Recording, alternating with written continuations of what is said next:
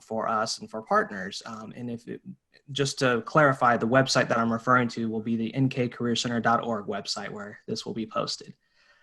So just a few items in terms of our agenda for today.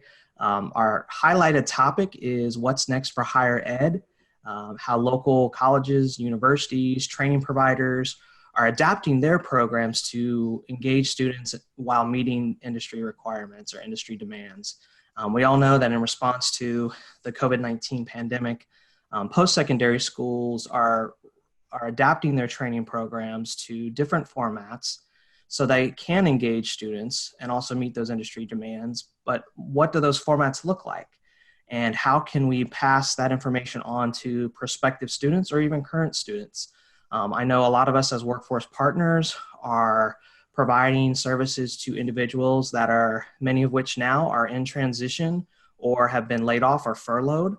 And so what types of opportunities from a training perspective are available to them with respect to social distancing requirements and safety and health measurements that our local and state and federal government officials are sharing with us. So we have all that in a nice little gift bag, but we also have the whole condition of our local economy, which has been significantly impacted since the middle of March.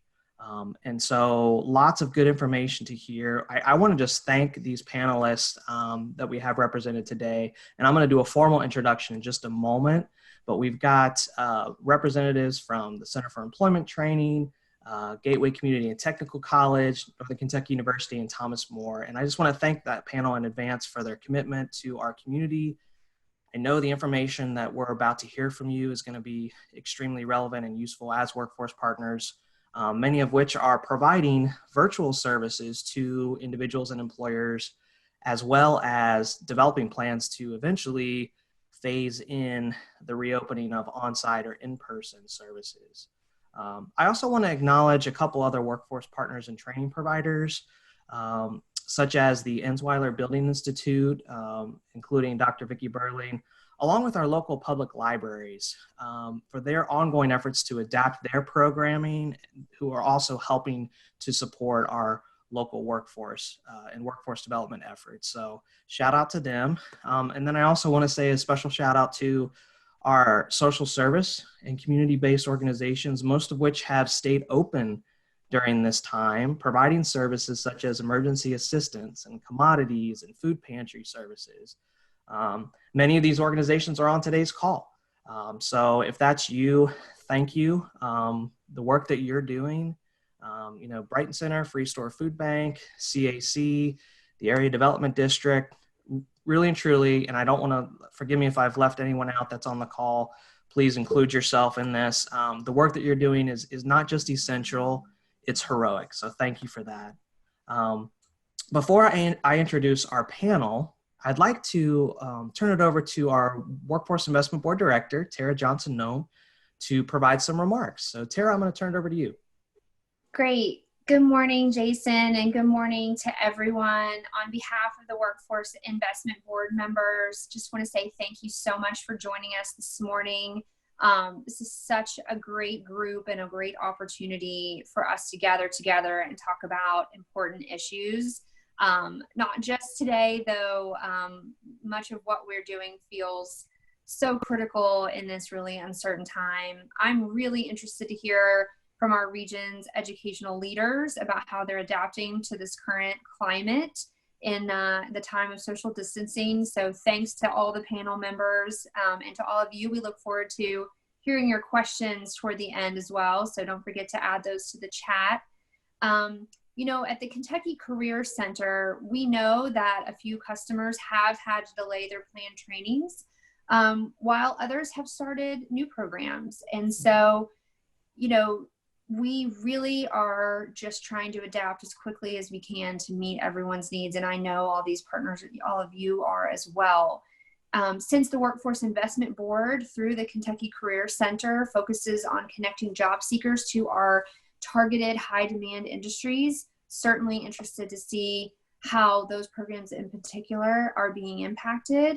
I spoke to someone on the phone about a month ago who was having some trouble with her unemployment insurance claim. And while that's normally not something that we work on, we have stepped forward to offer our help to the Commonwealth as they try to take care of those claims. And this person said to me, maybe this is the spark that I needed to step out of the restaurant industry where she apparently had been working for about 25 years.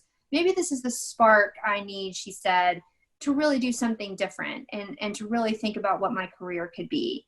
And in a time of change, people often think about what could be next. And so I can't think of a more timely panel than thinking about our education and training partners. So thanks all. Enjoy the event. Thanks so much, Tara. We appreciate those remarks. That was great. Now I would like to introduce our panel.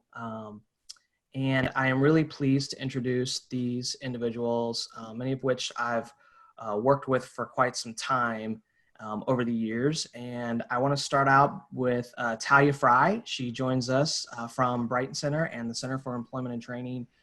Talia is the Workforce Development Director. She's going to have her presentation in just a moment, but I would like to introduce the rest of the panelists as well. Dr. Terry Von Handorf from Gateway. She is the Provost and Vice President of Academic Affairs. Julianne Stockman. She's the Director of Corporate Engagement with Northern Kentucky University and the College of Informatics. And then Dr. Carissa Schutzman, the AVP of Adult and Graduate Education with Thomas More University. So thank you again, panel. We're looking forward to these presentations and this information. And kicking us off first is Talia Fry with the Center for Employment and Training and Brighton Center. So Talia, I will turn it right over to you. Great, good morning. Thank you, Jason and Tara and the WIB for providing this opportunity for all of us to come together. These are certainly uncertain times, unsettling times for so many families in our community. But what I know for sure is that we have a robust workforce continuum in this community. And so when we think about the dislocated workers and those workers that were already on the sidelines of our labor market, there is opportunity for them to really think about that next step in their career in retraining and retooling. So I'm honored to be a part of this panel. Just a little bit about Center for Employment Training to kick us off. We are a job training program that is operated since 1997 as part of Brighton Center's continuum of services to families. And we are a clock hour program that trains in 3 skill divisions. And so those skill divisions are medical assisting, business and computer technologies, and health technology administration. The reason why we operate in a clock hour setting is, we serve about 140 trainees a year. And so that's not a large number in this continuum of post-secondary education in the community, but we think it's an important part of the continuum, and those 140 trainees who might not have had traditional success in a post-secondary setting or in their secondary setting, and really want to gain some skills, gain a credential, build that work experience, and then continue on and be lifelong learners. We really want to make sure that our graduates continue on to Gateway and NKU and Thomas More and continue to build and stack those educational credentials. But we see that for about 140 people a year, that CET is a great place for them to retool or just get started on a career pathway. And so our Center for Employment Training model is built on 4 cornerstones: adult education, the actual skill training, success skills, what are those essential skills that really trip people up in the workplace, and then what are those career services. Ultimately, we are a job training program, so we want to make sure that people get employed and maintain employment. And so how are we really making sure that our trainees are ready for the labor market? And so our skill divisions are based off of those 5 in-demand sectors in our region. And we've been doing medical assisting for just about our entire history, business and computer technologies, and then health technology administration is one of our newest programs. And that leads to certification as certified professional coder, revenue cycle specialist, or certified professional biller. There are many opportunities for certifications under that program. You know, it's a short-term training environment, so they can be done in as quick as 9 months if they're committed to the training.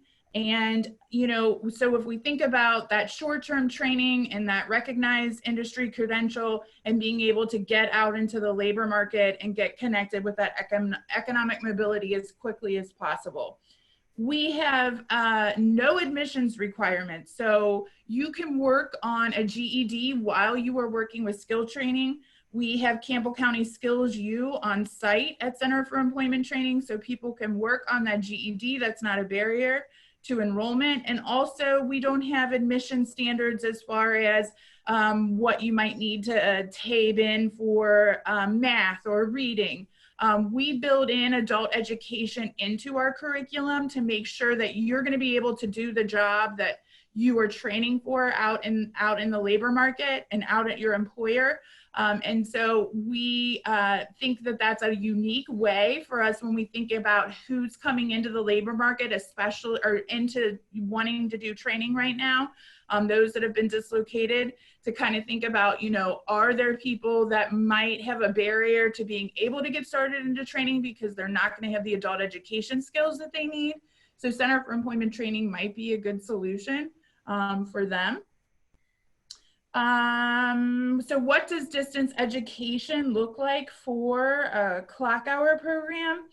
So distance education for a clock hour program, you know, clock hour programs have not been able to do distance education. And so when the Department of Education offered this opportunity, you know, all of the clock hour programs across the country are like, okay, awesome. Now, how do we do that?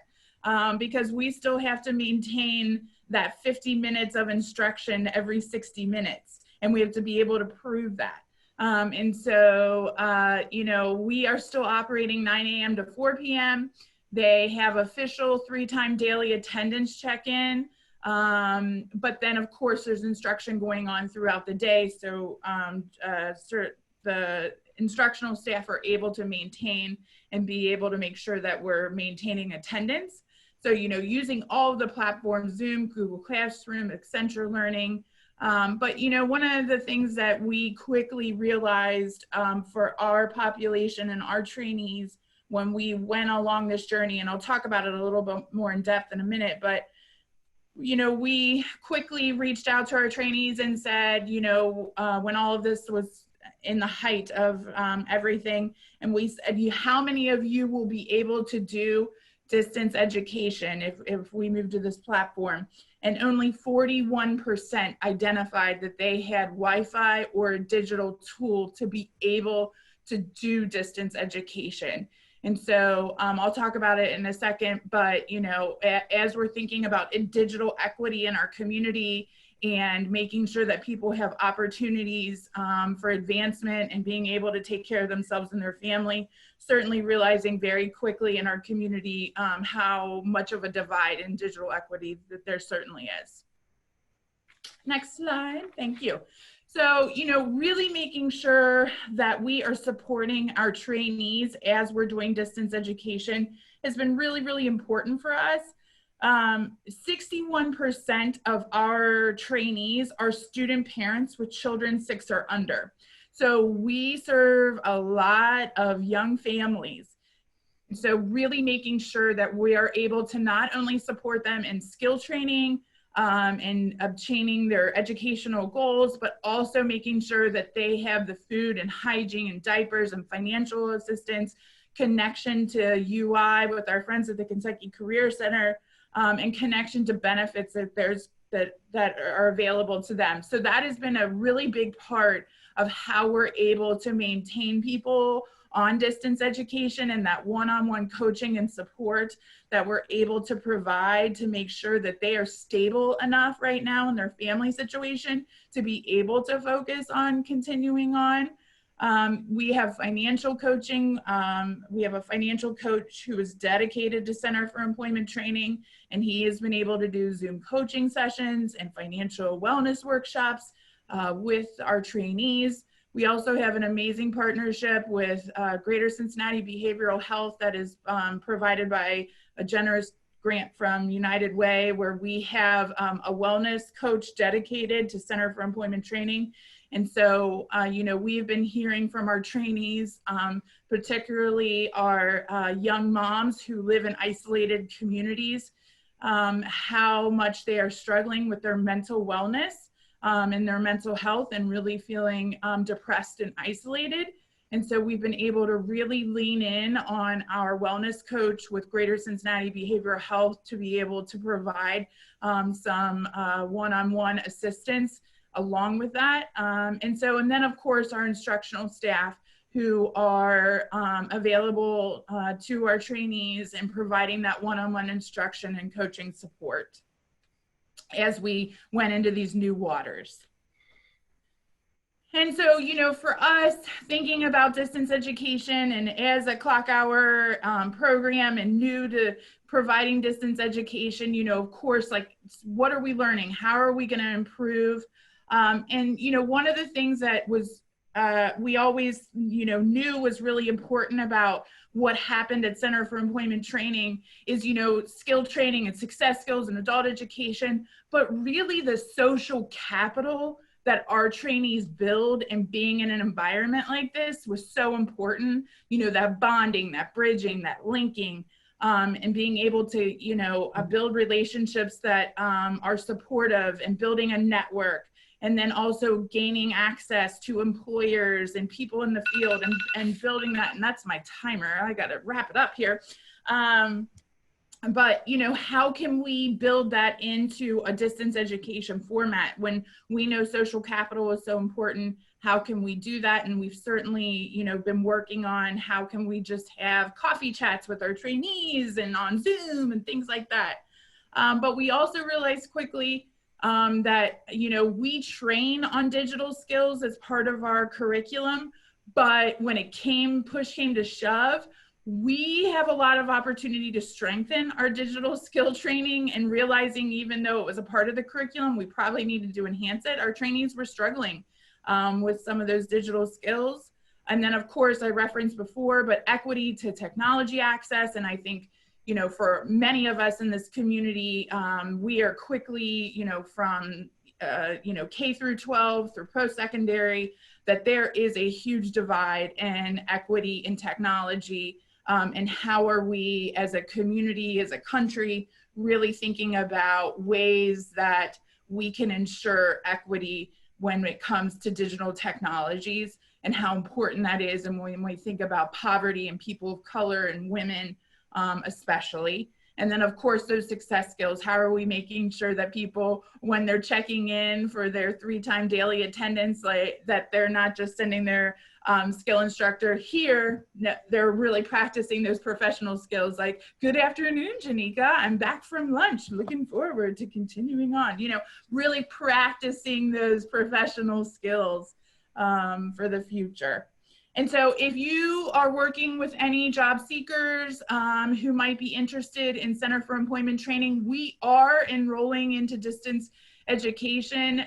We do virtual info sessions Tuesday at 10, Thursday at 2. Contact information there for Jared Mueller. And, you know, for us, when we think about reopening, you know, we are doing contingency plans. You know, what does it look like if we open in July? What does it look like if we open in August? But there are still so many unknown factors. But hopefully sooner rather than later, we'll return to in-person instruction when it's safe for everyone. That's all. Excellent. Thank you so much, Talia. We appreciate that information. And just a friendly reminder, at the end of today's presentations from all of our speakers, we will have the opportunity for some Q&A, time permitting. So I would say hold on to your questions and then start firing those questions away into the chat at the end of, or towards the end of today's presentations. But thank you, Talia Fry. Appreciate your time very much. It was great. Our next presenter is Dr. Terry Von Handorf from Gateway Community and Technical College. So I will turn it over to you.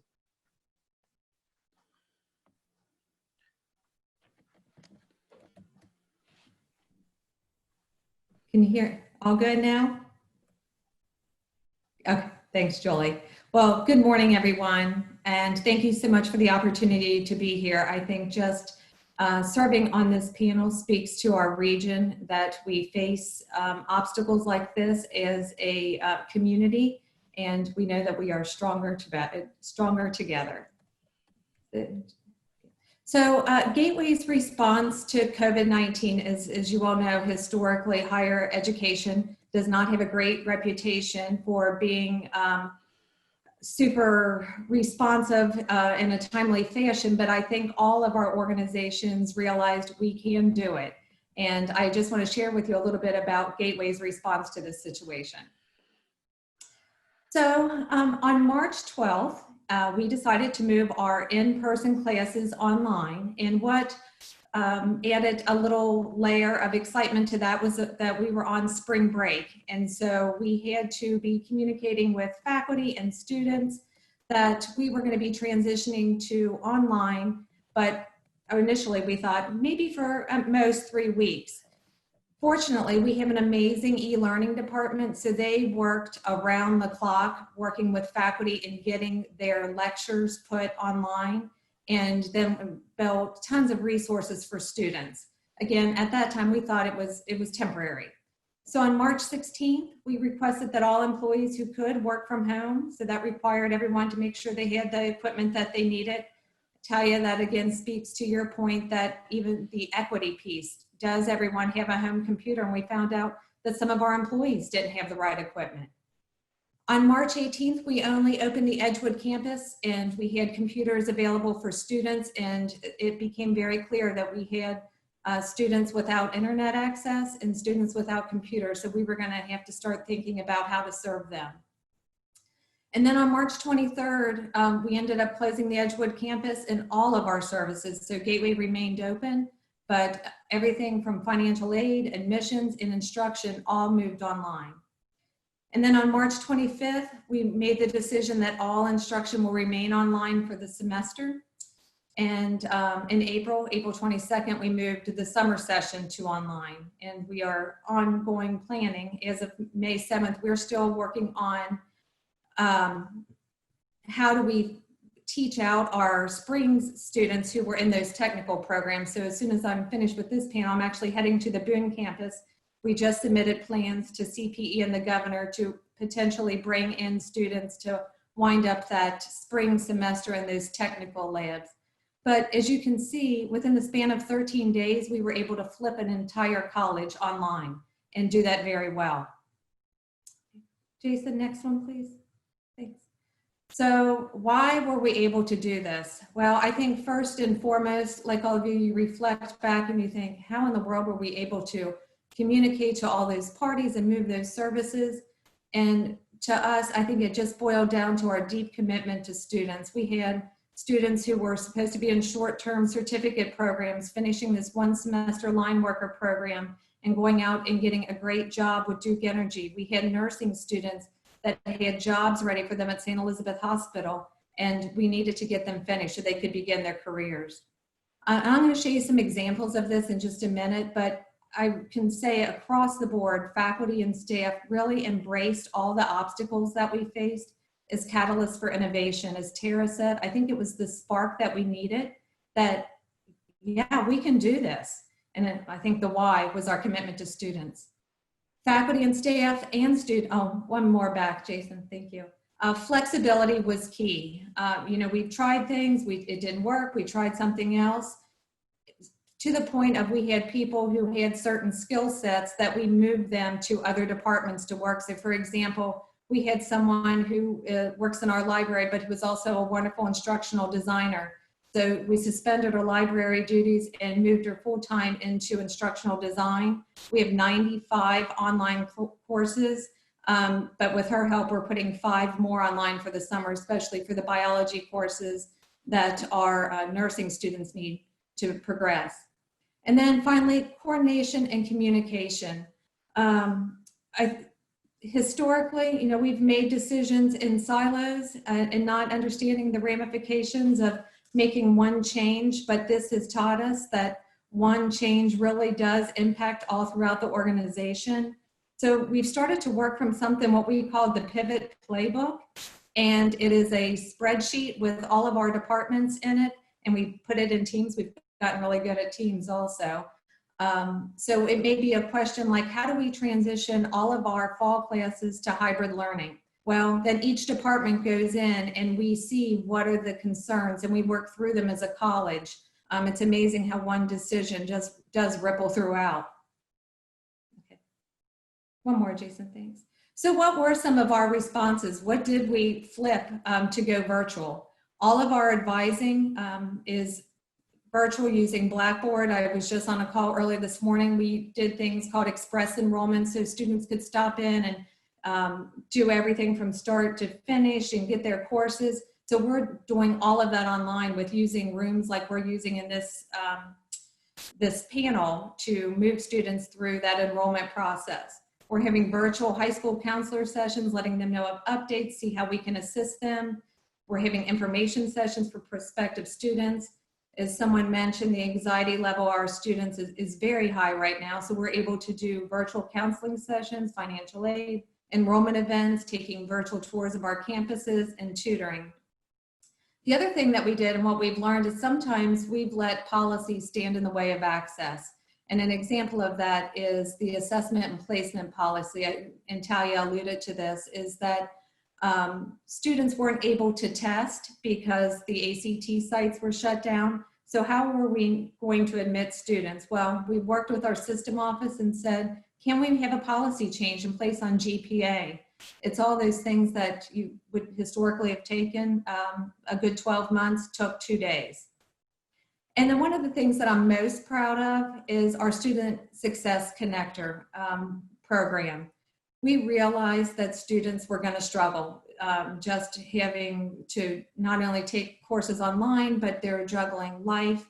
So we put together a job description for the college community, and their job description was support students so they can successfully finish the end of the semester. We broke up the entire enrollment in the college, and 79 of our faculty and staff volunteered, and they were given 30 to 50 students. And we check in with them every week, asking them how they're doing. Can we support them?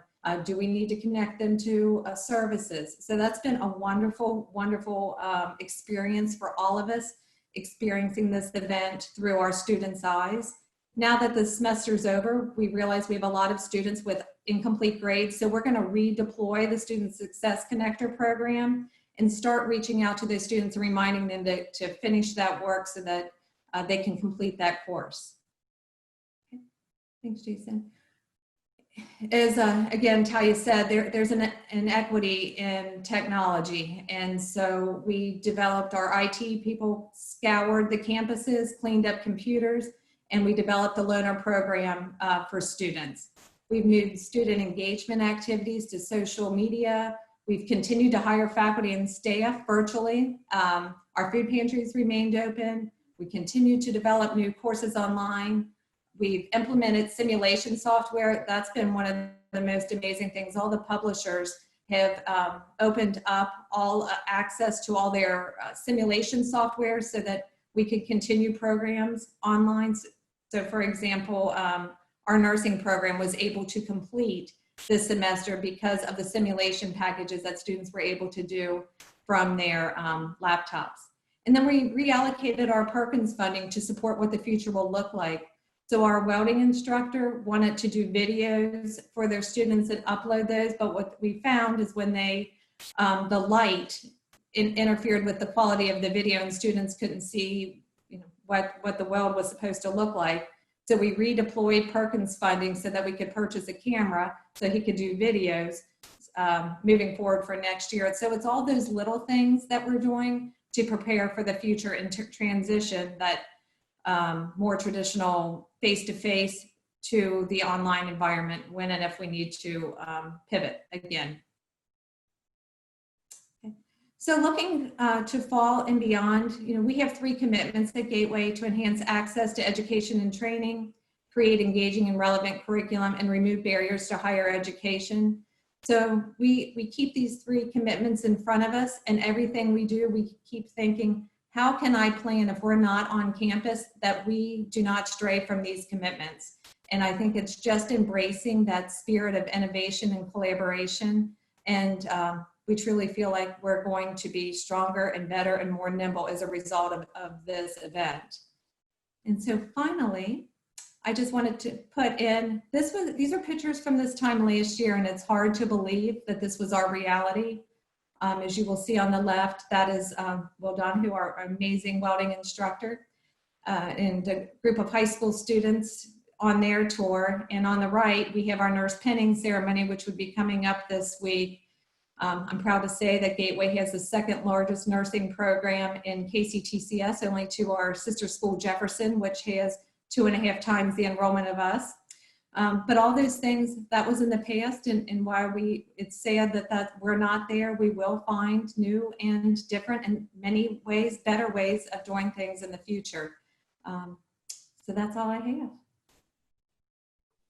Excellent. Thank you so much, Dr. Von Handorf. We appreciate that information. And again, if you have any specific questions for Gateway or related to Gateway, please hold those questions and make sure you include those in the chat at the conclusion of these presentations. So thanks again to Gateway. Appreciate that.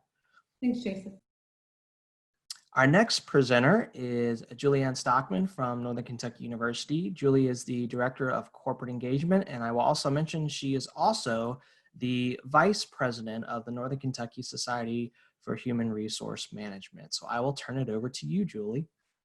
Good morning, everyone. Thank you so much for attending this presentation. And thanks to Jason for reaching out to me and asking me to talk about what NKU did. So mine's going to be a little bit different. Gateway gave a great overview perspective of what they did, and a lot of that applies to NKU and to Thomas More as well. NKU has between 14 and 15,000 students, and we have 2,500 faculty and staff. So if I tried to walk through everything we did, we'd be here 5 hours and Jason would disown me. So I'm not going to do that. What I am going to do is kind of walk you through what it looked like. I'm a faculty member, and what actually did we have to do to take our classes online? What did that entail? What did it look like from our perspective, from the student and the faculty perspective? So I teach a class, I teach a professionalism course at NKU called INF 201, Professionalism in Informatics. We walk through how to do a resume, how to do interviewing, how to search for an internship, co-op, or a full-time permanent position, those kinds of things. And I wanted to walk you through, I actually took screenshots of my actual course. So I'm going to show you what it looks like. And we use a classroom management piece called Canvas. Canvas and Blackboard are probably the 2 top classroom management software tools on the market. We use Canvas. We switched last year to Canvas from Blackboard. So we'll get started. I'll show you the class homepage first. Yeah, thanks, Jason. So this is what a class homepage actually looks like. You can see on the left, the modules. I'm going to talk about Kaltura in a minute. Attendance, grades, the syllabus. I'll talk about announcements, people, where it shows everybody who's in my class, and my class has a lot of group work. So I had to create groups online. This is the first time I've ever had to do that. But one of the things I'm going to have to do for moving forward is, if you see the teeny tiny little, kind of looks like a dial on the bottom left-hand corner of the pictures, especially the top picture, that is actually there it is. That is a accessibility score. And so one of the things I didn't have time to do was look at my accessibility scores and make sure they're all in the green range. It gives you a red, yellow, and green.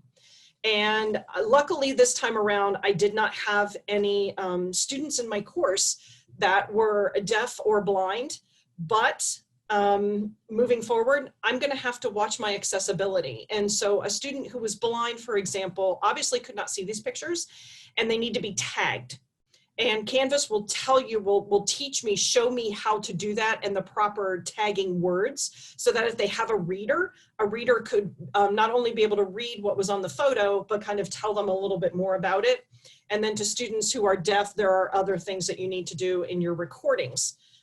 So this is one of the things that faculty members really have to look at when they're teaching online, is what does your accessibility look like?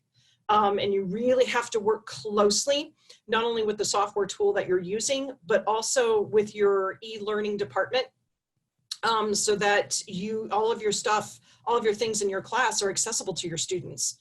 And just to let you know, we did pretty much what Gateway did. So our spring break for NKU was the second week of March. What NKU chose to do was to extend the spring break by 1 week, so the third week of March, specifically to give faculty and staff time to get their classes fully online, which I'm going to show you what that entailed in a second. And so in 5 to 7 days, 1,200 to 1,500 faculty members teaching had all of our courses online. And that was really an amazing feat to me. And most faculty had at least some of their class on Canvas, but a lot of faculty didn't have very much of it, especially if they were teaching labs. So that was a real, that was a real feat for us. So the next slide is assignments. And this was interesting for me. I have a lot of group assignments in my class. And how do you do that? How do you take group assignments, which are in your course, and take those and make them virtual? So I had to create groups. I'm not going to show you that because this is my actual course that you're looking at from this past semester. So I don't want to show student names and so forth, but I had about 30 students in my class, and I had to assign them into groups. I grouped them. I chose to group them by major because I have all majors in the College of Informatics in my class. So I grouped them by major. They had to do things like critique each other's resumes and conduct interviews with each other and do what I call web-based interviewing, virtual interviewing with each other. So that was very interesting to figure out how to do that. So I had to learn how to create groups. Then I had to connect them with one another. We do have a directory. Many students don't know how to use it. So I had to connect them with one another. A lot of them had not created profiles on Canvas of themselves. They had to create profiles so that, you have to, so that other students in the course can see how to contact you, mostly via email. So that was something that we had to look at. And so then all of my assignments had to be taken online. This is all of the assignments. And basically, if you go into an assignment, I had to create a rubric. I had to talk about the assignment. You have to assign, how are you assigning points and to what parts of the assignment? What's partial credit, what is not? All of that has to be done beforehand. Your due dates have to be in there. You can see my due dates, my points, and then they're connected to a module. And that brings us to the module. I've got two module, Jason, if you want to go ahead and forward it. I've got two modules. Oh, there's another one. So this is the resume module. So this shows all the assignments that are connected with the resume module. And then Jason, if you want to go ahead and forward through one more, this is what it looks like, the in-depth module. And you can see there's my accessibility scores and they're not very good. So I'm going to need to fix that before the fall semester and make sure that these are down and make sure they're all in the green range. So because I've got too many yellows and too many reds. So, but what you're looking at is, if we were able to click into it, I would walk you through. This is resume optimization, because when you apply online, you're applying through applicant tracking systems. And I've got bad examples of resumes and good examples of resumes, and what happens if you're using tables or templates and what that looks like from an applicant tracking system from an employer's perspective. The 8 things you need to know. These are all documents that students can click on, read, look at, and figure out basically how, and then of course we can't scroll down, but if you could see the rest of it, you would see I actually have screenshots of a real applicant tracking system. So all of this, I had to make sure that this was out and available, that all the links worked, all the documents were uploaded and in the Canvas page, in my Canvas class, that everybody could see them. So I think the next slide is probably announcements. And what are announcements? So announcements, and this, I sent a lot of them, guys. Oh my goodness. So announcements go straight to an NKU student's email box. And I probably sent out 1 or 2 a week. Now, if you're a full-time student and you are taking 3 or 4 or 5 classes, that is a huge amount of email that you are now receiving, that you're just not used to receiving. And so I had a lot of students that were saying, we've got to get these announcements down. So I tried to keep mine to once a week, and I tried to keep them to only when an assignment was due. And then I would remind them, hey guys, you've got an assignment coming up. Don't forget about it. This is what you need to do. And just kind of let them know things that are coming up and how to go about doing that. But this all populates into, I can send an announcement through Canvas and it populates into the student's nku.edu email address. So and I was a student. I'm actually enrolled in the Masters of Business Information Systems within the College of Informatics, and I got these as well from my instructor. So, and then recorded presentations. So this was probably the piece that was the most different for me. We use a classroom tool called Kaltura, and you can see it on the left over there, Kaltur, Kaltura Media Gallery and Kaltura My Media. What I chose, one of the things that a faculty member would have to do when you're looking at taking your class online and teaching e-learning from an e-learning perspective is, do I want to have synchronous classes or do I want to have asynchronous classes? Asynchronous class basically says I'm going to do the presentation if it's a lecture, and I try to keep mine short. So I try to keep mine to 20 minutes or under. So I'm going to do my little 20-minute lecture, put it up there, and students can access it whenever they want. Or if you do synchronous teaching, what that means is students will, like my class was every Monday starting at 12:50. So every Monday at 12:50, students will log in via Zoom and actually attend class, much like you're attending this Zoom meeting right now. I chose asynchronous because I realized that a lot of my students would have to attend synchronous courses. And I just thought, honestly, asynchronous would make it easier for them.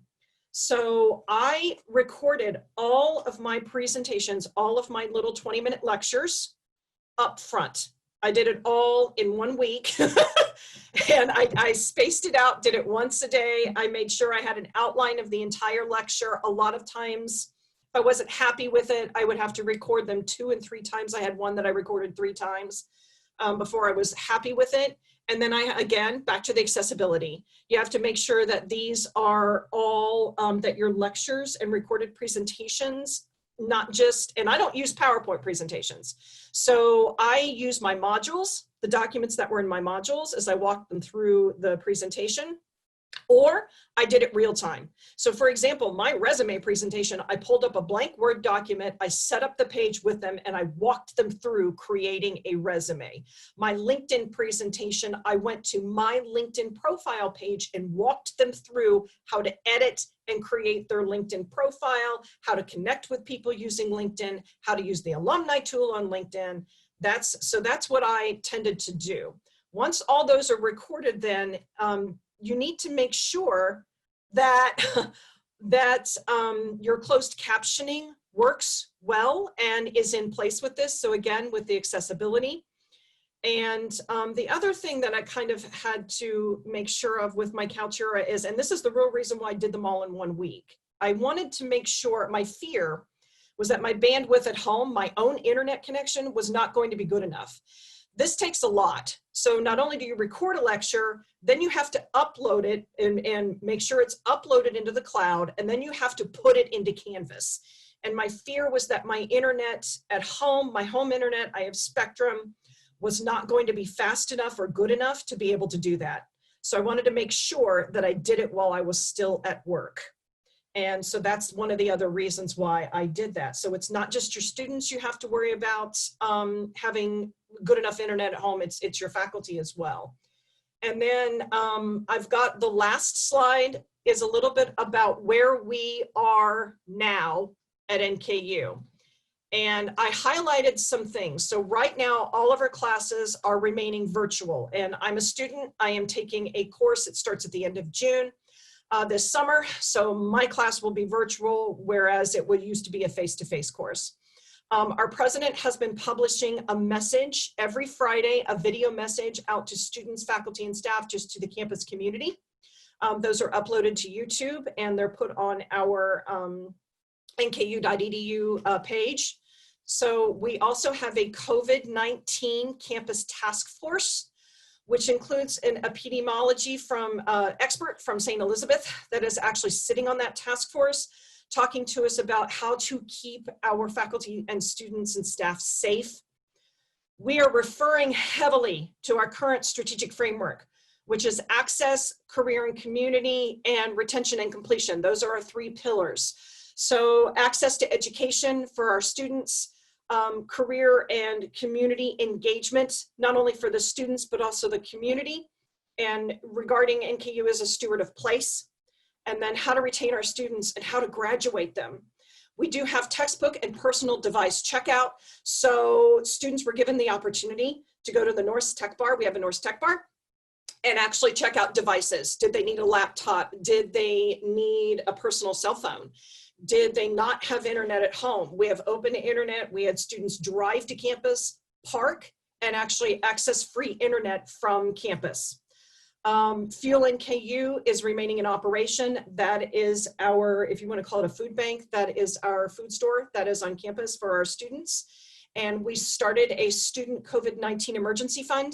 Thus far, and I checked this on Friday, so as of Friday, there was $1,968 that had been raised, and that is the link to go to the impact.nku.edu, the project, for our COVID-19 emergency fund that students can request emergency funds for financial impact from COVID-19. And that's, like I said, I can't give, there's just too much. There's too much that NKU did.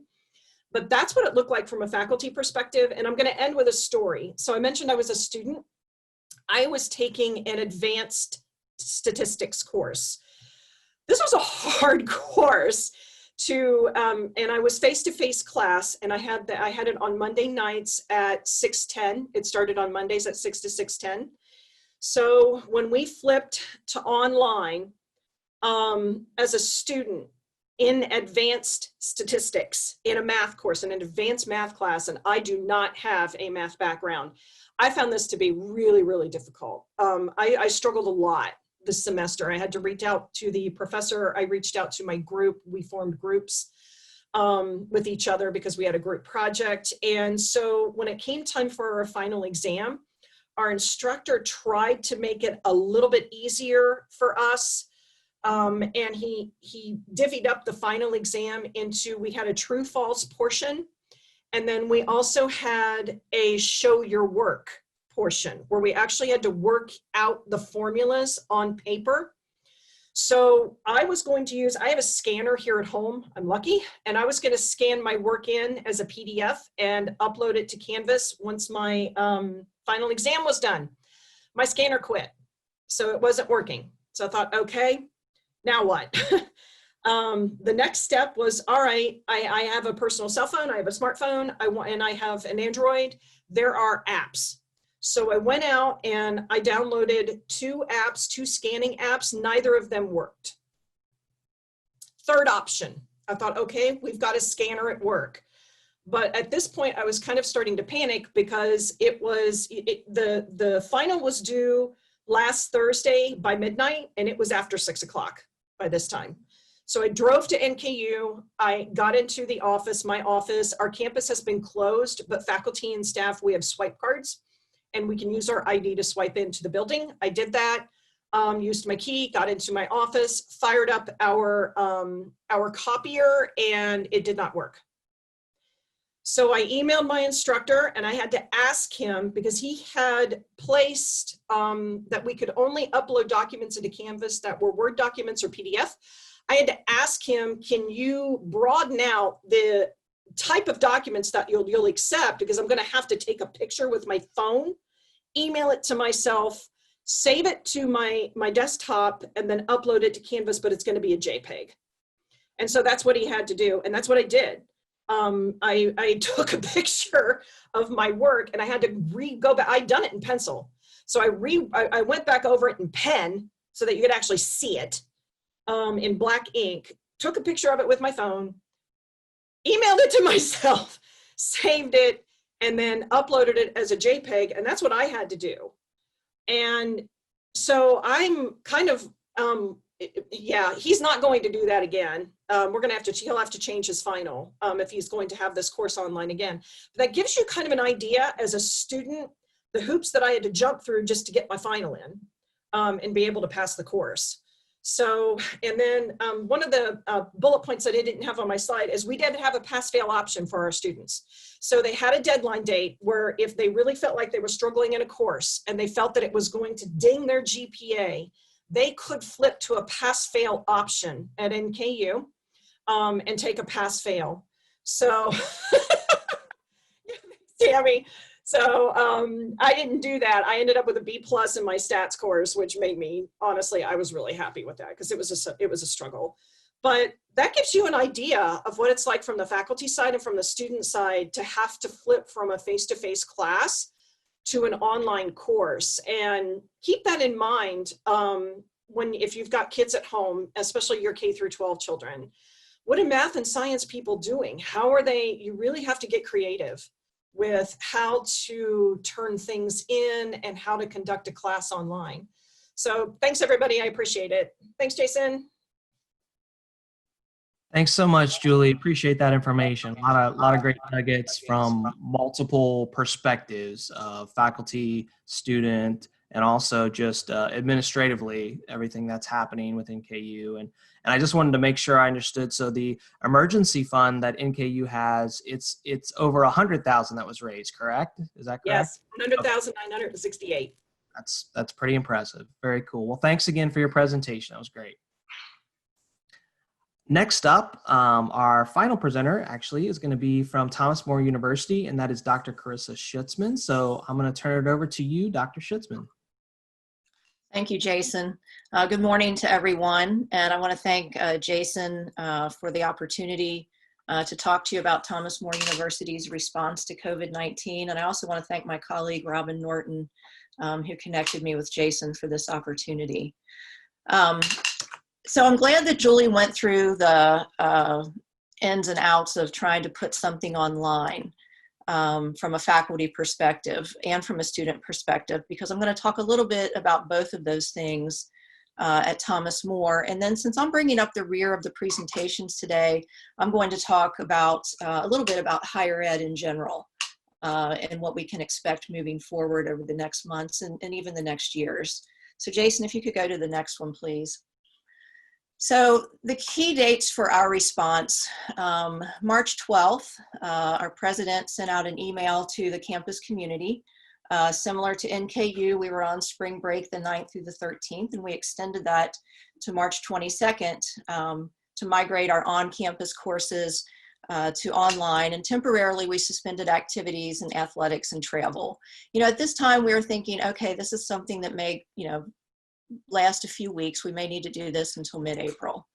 From March 12th to March 19th might as well have been a year. It took, those days, every day something else was coming out and we were adjusting to it. So on the 19th, our president announced that all of our courses would remain online for the remainder of the semester and all employees would work remotely. And all of our events were canceled through May the 10th. And on March 23rd, we began fully online classes and student services. So Thomas More University was open, but we were open virtually. So, thinking of those time frames and what Julie just showed you, we had faculty and staff who were working around the clock. It was a team effort. One of the things we did, we connected experienced online faculty with folks who maybe were less experienced, so we could build capacity as quickly as possible. So everyone came together. The most motivating factor for our faculty and staff were, how can we serve our students and make this not only a great educational opportunity, but a way to guarantee that they would have success. We closed the residence halls, but students with special circumstances were permitted to stay an extra month. We are a small private college, but we still have students who did not have places that they could go and pick up and leave in just a few days. So we allowed them to stay until they could make arrangements.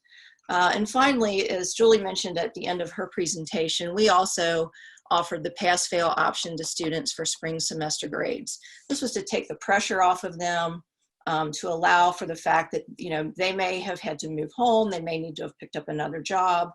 We knew that there were lots and lots of extenuating circumstances out there, and we didn't want, them to worry about getting an A. If they just wanted to pass and earn their credit, we wanted them to be able to focus on that.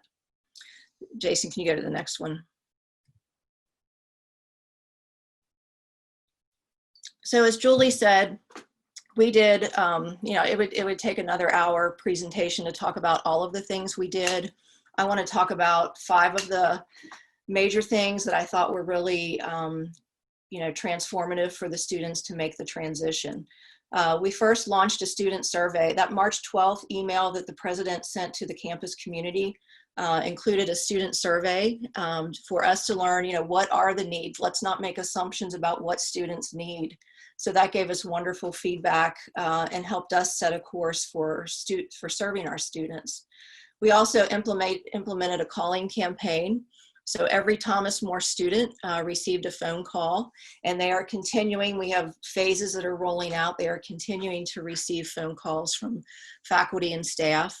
Of course, we assisted students with academic resources, as well as connected them to retention and counseling services. I want to say that Dr. John Ernst is in charge of our Student Success Center, and he and his team did a fabulous job and are continuing to do a fabulous job to provide the services students need for academic success. And his team also addresses not just the academic barriers, but also non-academic barriers that students may have and need some assistance with. We work directly with students who needed internet access and/or a laptop. We made arrangements to loan laptops out, to provide cards for students to use to get access to the internet. So that was also a big push right in the beginning. And we moved all of our student services online. And finally, we encouraged a culture of compassion for all, especially students. We knew in those weeks from March 12th to March 23rd, when our faculty were, hurrying to get things online, we knew that we needed to be compassionate with them. It was stressful. They wanted to do a wonderful job. They wanted to have things ready for students. So we really tried to err on the side of how can we be supportive? How can we help? How can we, decrease the stress that's going on? And the same for the students. And I would want to say that culture of compassion is continuing. In fact, one of my colleagues yesterday or earlier in the week made the comment, Dr. Michelle Geiger was saying she was teaching a class online, and she had made all of the assignments fluid as far as due dates.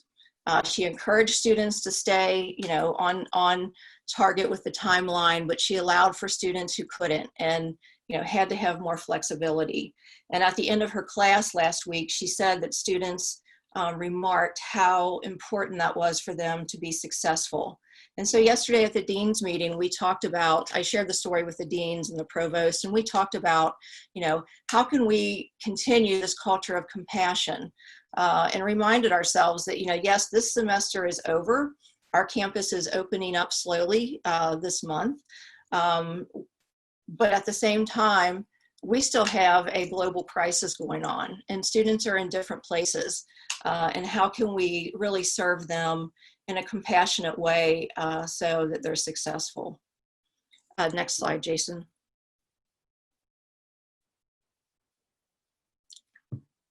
I wanted to talk a little bit about the CARES Act, which I'm sure you all have read and seen news stories about, but I just wanted to give you a snapshot. This is by no means comprehensive. Mark Messenschlager, who is our Director of Financial Aid at Thomas More, he provided a wonderful professional development for my staff in the TAP area, as well as other areas in the college. And just some takeaways so you have an idea of how this Relief Act is serving students. We were given $600,000 to assist students directly, and that ranged from $150 to $1,000. And students could use that on technology, food, housing, childcare. You know, the president, again, communicated that out really well to the community so they could start making plans and start working with Mark and his team to access those funds. There is also additional emergency funding for qualifying students. That is something that must be applied for, and there has to be, you know, a rationale for why the student needs that support. And finally, students who were forced to move off campus, the CARES Act provided for some credit back to them for their room and board so that they could recover some of that money as well. Now, before I talk a little bit about higher ed in particular, I want to talk about our fall plans. Summer, can we go back, Jason? We are for summer, we are online. We have moved our graduation from May to August. We really hope that we're able to celebrate that with our graduates. We are planning for fall on ground, but we also are preparing for any kind of pivots that need to be made. Our on-ground plans, of course, include social distancing. We are including sanitizing stations everywhere. You know, we really want to create an environment where students, faculty, and staff feel safe to come back to Thomas More University's campus. And again, we are monitoring things. You know, our president has made it clear that we will follow the recommendations of the CDC, but we want to be back in person as much as possible with whatever accommodations we need to make for the fall. I want to add just a little bit about serving businesses in TAP. We do a lot of our outreach to businesses is from our TAP area. So we have been in touch with employers and are starting to offer webinars where we can talk directly to employers and to their employees about how Thomas More can partner with them moving forward in a much changed environment. So Jason, can we go to the next one? Thank you. So that's a really high overview of what we've done at Thomas More. I do want to say one final thing. Our faculty are phenomenal, and the commitment that they made to student success has really been inspirational, I think, to all of us to watch them do that. So I want to talk a little bit about higher education in general. Higher education, for those of you who are maybe junkies about higher ed and policy and things, you may know some of these things, but for others, this might be new information.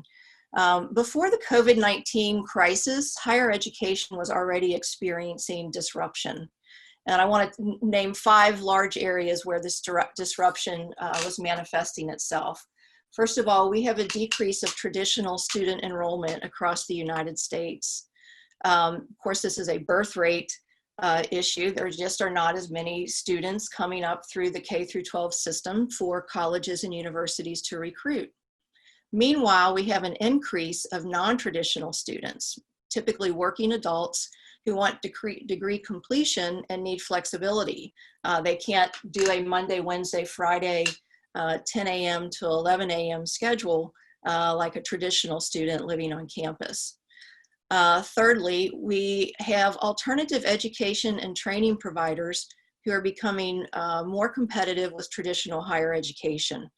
And what I mean by this, the example I'd like to share is Amazon in one of their California distribution areas. They are providing college level courses to their employees, and they are working on getting accreditation so that they are able to, the employee can take that credential, those credit hours, and apply them toward a degree, possibly with a college or university. But traditional higher education is being challenged by new and different ways of delivery. Of course, the skyrocketing student debt, which has been a story really for the last 20 years, but has really reached a fever pitch in the last 4 or 5 years. And finally, the questioning of the value of higher education. People are asking the question, is higher education worth it? I am going to have to pontificate just for a minute to say, yes, higher education is worth it. There is nothing more transformative, research shows, than earning a bachelor's degree. And it is transformative for not only that person and their financial trajectory, but it's transformative for how they live their lives, their longevity. And then the other piece is how transformative it can be for their children and generations to come. So I have to at least put in that little plug that while its value is being questioned, it is valuable. We may need to figure out different ways to provide higher education as time goes on, but the value is there. Next slide, Jason.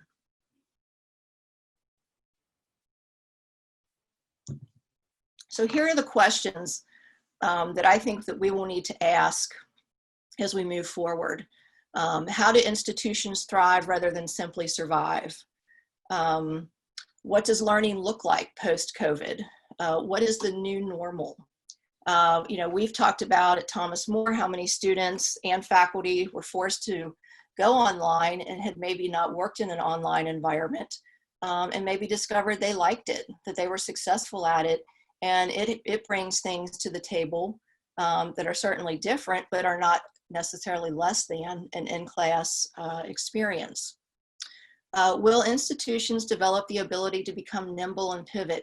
I think Terry mentioned at the beginning of her presentation, she talked about that, higher ed has not always had a great reputation for being responsive to different types of situations. People usually who come from the corporate world to work in higher ed are shocked sometimes at all of the bureaucracy that exists with accreditation and, if you're in a public system and so forth. So, will we all become better at being able to be responsive? How can institutions use this opportunity as a catalyst to create a more engaging online student experience? How is it that we all are going to be virtual in an online course, but how do we really continue to improve that experience so students feel just as connected and have all of those good conversations that go on before class and after class? How do we create that in an online environment? Certainly there are strategies that institutions, faculty are using, but how do we continue to increase that? And finally, is this an opportunity to change the business model of higher education? How do we continue to provide a quality education to all types of students, traditional, working adults, but yet make it affordable so that they don't come out with thousands of dollars of debt? Jason.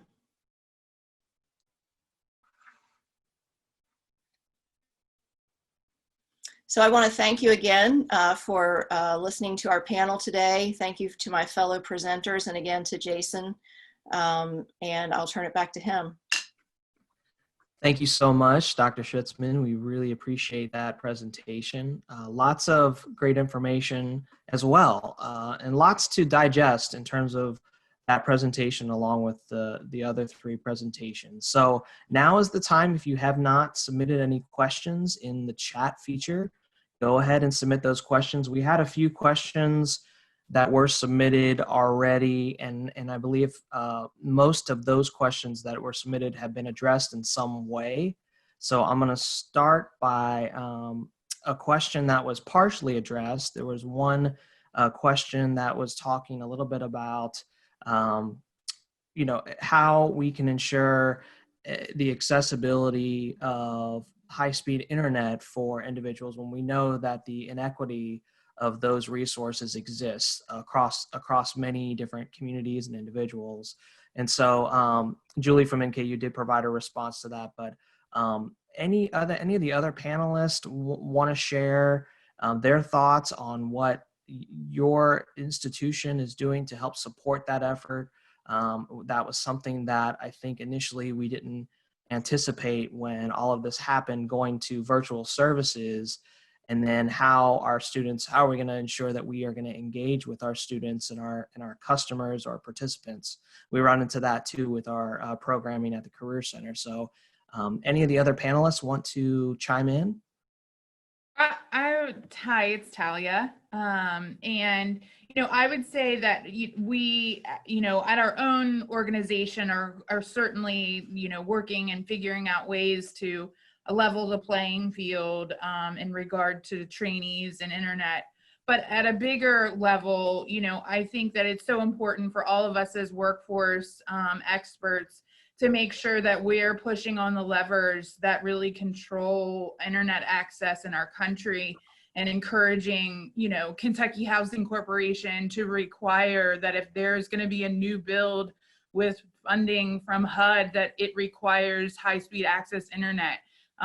There is getting, Congress just put forward a workforce, some legislation making sure that high-speed access, Wi-Fi access is a part of that, like making sure that we are informing the systems that need to be informed, that they too can be a part of the solution in our community, I think is important. That's great feedback, Talia. Any other feedback from our other panelists on that topic? No, I just Great. want to agree. Go ahead. We can do things as organizations, but it has to be bigger than one organization at a time. It really has to be a state effort. Yeah, absolutely. So another question that we received over chat, and it wasn't formed in the phrase of a question necessarily, but I think it's relevant to the topics that we talked about today, and that is an additional disruption is identified as we see an increase in the number of Hispanic students entering higher ed nationally, and how many institutions are not adequately prepared to serve that population. So any thoughts or feedback from the panelists on that topic?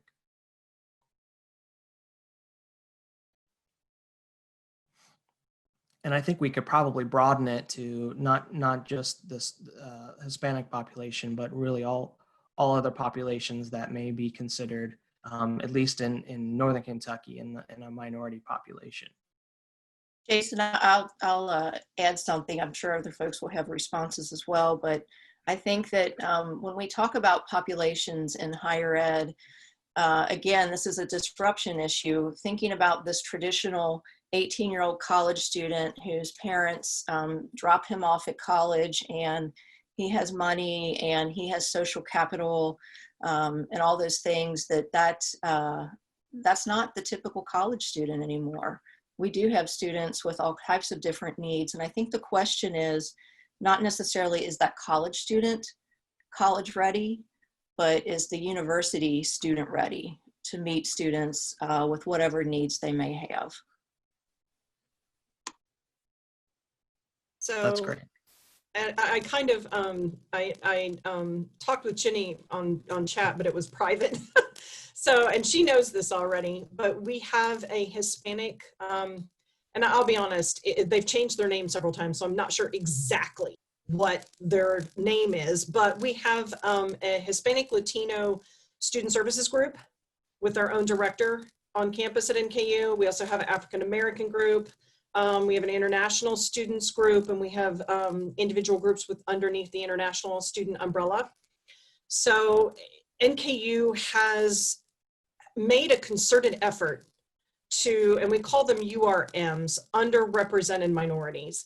So we've made a concerted effort to try to not only retain, but graduate and have our underrepresented minorities feel comfortable coming to class on campus, and now, of course, attending class virtually.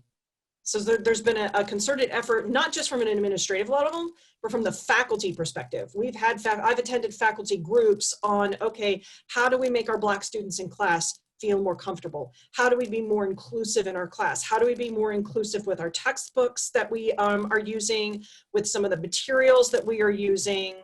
I've tried to be more diverse in the speakers that I've had coming to my course, those types of things. That's great feedback. Thank you, all of you, for that feedback.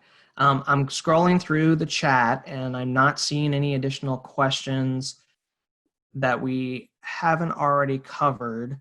Okay, wait, I think I just found one. Let me read this. So this is a question for those clients or students who are enrolled in a workforce development program now.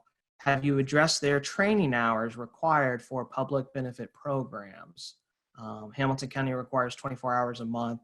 Not sure about Kentucky. And so I know that for the state of Kentucky, Governor Beshear has loosened some of those requirements in terms of hours. And so I can't speak to Hamilton County or the state of Ohio in particular, but do any of our panelists have any thoughts about the students that you are working with or serving that fall within that category of those that may be receiving some public assistance or public benefits? And I know that there are quite a few.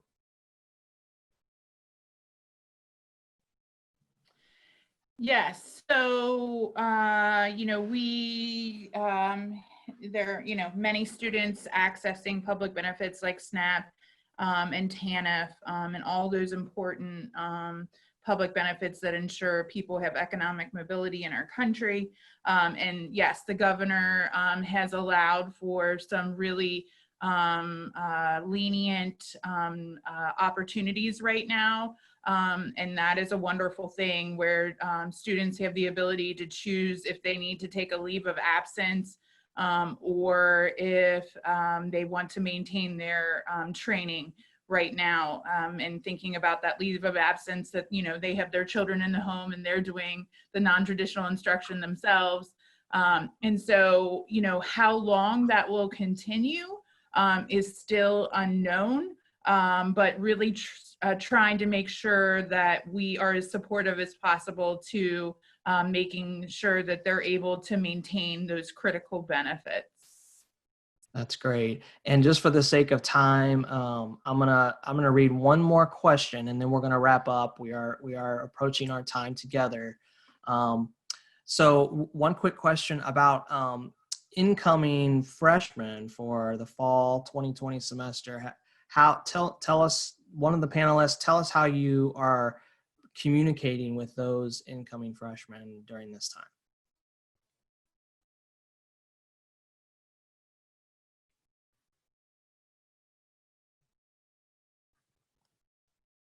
And I'm going to pick on one of you. I'm going to pick on Dr. Von Handorf.